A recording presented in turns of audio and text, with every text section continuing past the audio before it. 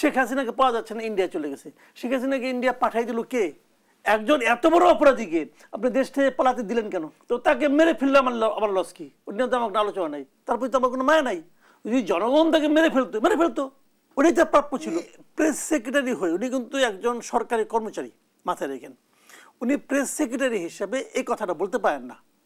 এখন আপনি যদি বলেন যে প্রেস সেক্রেটারি তো আসলে উনি প্রধান উপদেষ্টা প্রেস সেক্রেটারি, উনি প্রধান উপদেষ্টার কথাটাই বলেছেন, তার মানে প্রধান উপদেষ্টাও মিন করেন যে ওদেরকে কোনো কর্মসূচি আমি করতে দেব না। এবং এখানে আবার শর্ত দিয়েছে। শর্তটা কি? যতদিন না তারা ক্ষমা না চাইবে, যতদিন তারা বিচারের সম্মুখীন করা না যাবে, ততদিন পর্যন্ত তাদেরকে এইগুলো কর্মসূচি পালন করতে দেওয়া হবে না। এই যে কথাটা, এই কথাটা কিন্তু স্ববিরোধী কোনো, সেটা আমি বলি। যেমন এক নম্বর হলো, যতদিন তারা ক্ষমা না চাইবে, ক্ষমা চাইলে আপনি করতে দিবেন? বিষয়টা খেয়াল করেন।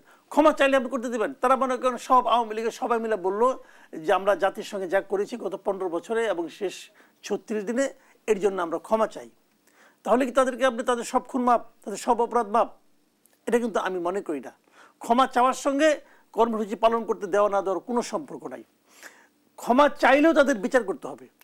আমি মনে করি যে যতগুলি লোকের সঙ্গে জড়িত ছিল প্রত্যেকটা লোকের বিচার করতে হবে। যতগুলি লোক, যিনি অর্ডার দিয়েছেন, যিনি অর্ডার অনুমোদন করেছেন, যিনি অর্ডারের সম্মতি দিয়েছেন, যিনি অর্ডারের সময় নীরব ছিলেন, এই সবাই অপরাধী ভাই। যিনি গুলিটা করেছেন তারাও অপরাধী। এদের সবাইকে বিচার করতে হবে এবং সেই বিচার হতে হবে দৃষ্টান্তমূলক, যেটা দেখে পরবর্তী সময়ে কেউ এই ধরনের অপরাধ করার সাহস না পায়। কাজে এখানে ক্ষমা চাইলো কি চাইলো না এটা ইম্যাটেরিয়াল, এক নম্বর কথা। 2 নম্বর কথা হলো, উনি প্রেস সেক্রেটারি বলেছেন যে যতদিন তাদের বিচারের সম্মুখীন না করা যায়। এই জায়গাটাতে আমি বলবো যে বিচারের সম্মুখীন করার দায়িত্বটা কার ছিল?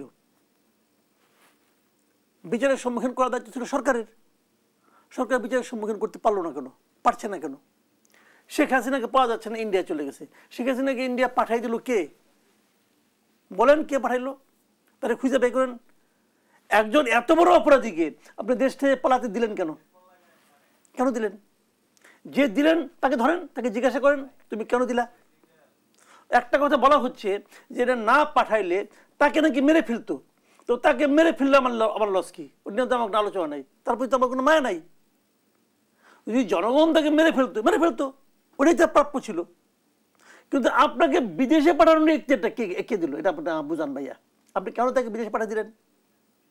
আচ্ছা ঠিক আছে, ওনারটা অনেক বুঝলাম, ওই হিট অফ দ্য মোমেন্টে আপনার খেয়াল ছিল না, বুঝতে পারেন নাই, অথবা করার চাপ ছিল, দিলেন, পাঠিয়ে দিয়েছেন, ভালো কথা।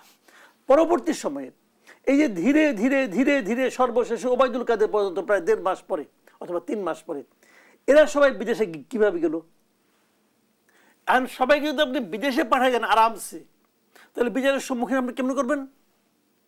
তাহলে বিচারের সম্মুখীন করতে না পারার ব্যর্থতা কার বলেন?